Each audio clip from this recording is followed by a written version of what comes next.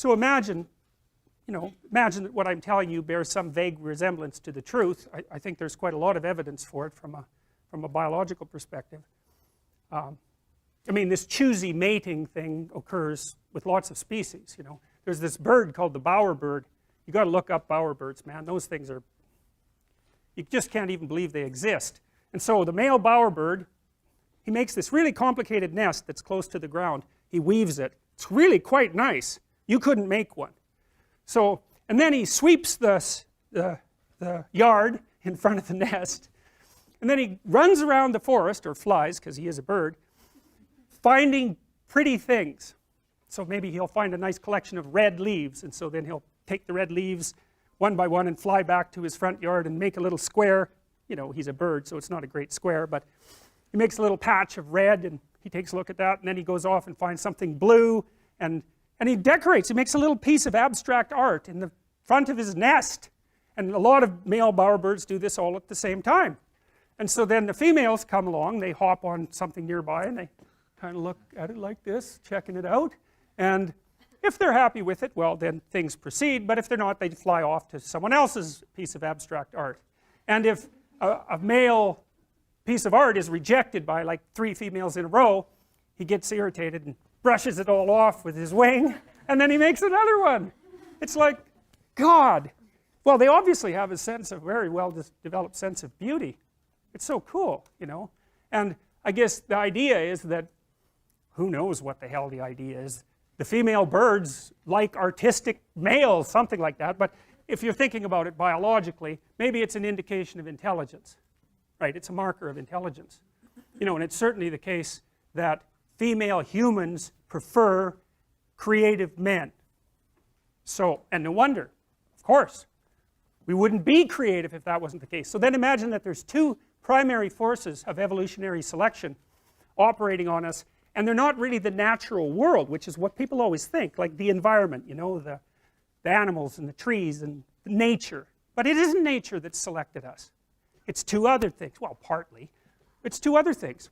So one is the dominance hierarchy. The male dominance hierarchy is one of the primary mechanisms of selection. So it's like, well, women are faced with a hard choice, which guy to go after, right? That's a hard choice. Well, so they do the same thing that people do with the stock market. They outsource the cognitive problem, the computational problem, to the male dominance hierarchy. Then they just let the males sort themselves out, however they're going to, and then they peel from the top.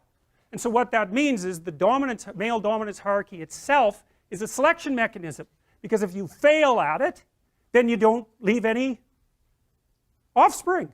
And so what that means, at least in part, is that we have adapted to be better and better at attaining status in dominance hierarchies over God only knows how long a period of time. And that doesn't mean just power. It might mean cognitive flexibility, because you could imagine dominance hierarchy A, dominance hierarchy B, dominance hierarchy C. Okay, so if you're really successful, you climb up dominance hierarchy A. Right, but B and C, no, if you happen to land in those, you'd just be a failure. So then you could say the ideal human being is someone who can climb to the top of a dominance hierarchy no matter what the dominance hierarchy is. Right, so we've evolved such that success across the set of possible dominance hierarchies is the target. And I think that's why we have general intelligence, because general intelligence is a general problem-solving mechanism. And it's a single factor even, like intelligence is a single factor. It's not divisible, despite what people like Robert Sternberg and Howard Gardner falsely claim. So, and then from the female perspective,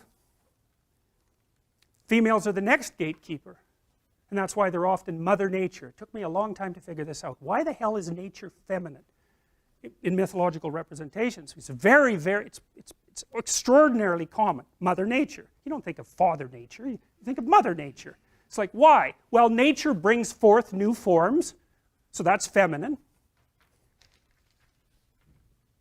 And nature selects. In fact, that's the definition of nature from a Darwinian perspective.